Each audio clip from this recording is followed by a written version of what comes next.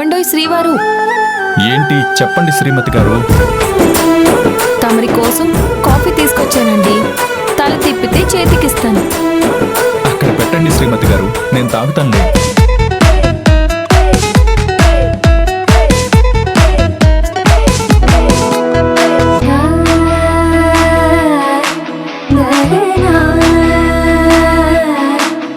Coffee అంటే వేడిగా ఉన్నప్పుడే తాగాలి, చల్లారబెట్టుకుని తాగరు. అబ్బో ఈ రోజు మా శ్రీమతి గారికి సెన్స్ ఆఫ్ హ్యూమర్ తన్నుకొస్తుందేంటి? అలా ఎప్పుడు సెటైర్లు మీరే వేయాలా? అప్పుడప్పుడు మేము కూడా వేస్తాం.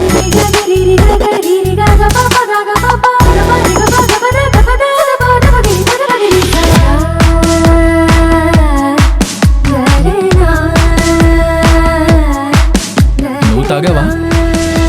తమరు తాగేశాక ఆ కప్పులో ఇంకేమైనా ఉంటే తాగుతానులేండి. అసలు ఈ రోజు నా పెళ్ళానికి ఏమైంది? రాయిటు ఒక పక్క హాస్యం కురిపిస్తుంది, మరో పక్క ప్రేమ కురిపిస్తుంది.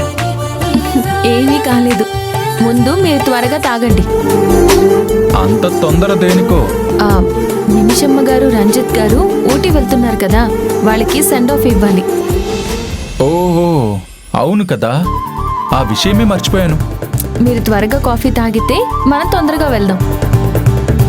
నేనొక్కడినే తాగితే టైం ఎక్కువ పడుతుంది.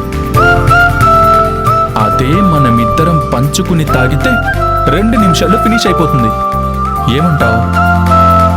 శ్రీవారికి పంచుకోవాలని అంత ఆత్రంగా ఉంటే నేనెందుకు కాదంటాను?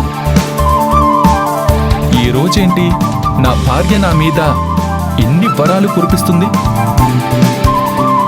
సరేరా, ఒకే కప్పులో మనమిద్దరం పంచుకుని తాగుతాం.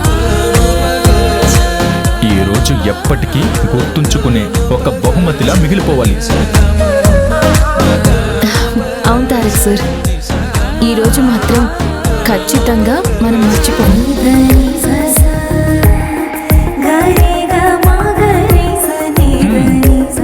నువ్వింత హుషారుగా ఉండడం ఈ మధ్య కాలంలో నేనెప్పుడు చూడలేదు. కారణం ఏమంటావు? ఏం లేదు తారక్ సార్, మీతో ఈరోజు కాఫీ పంచుకుని తాగబోతున్నాను కదా. సరే సరే, ఇంత మంచి అవకాశాన్ని వేడి వేడి కాఫీతోనే అనుభవించాలి.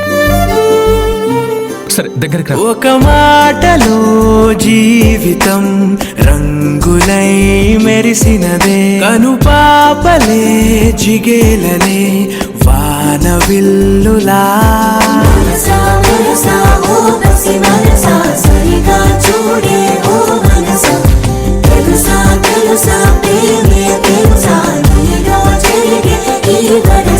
ఒక మాటలో జీవితం రంగులై మెరిసినదే, కనుపా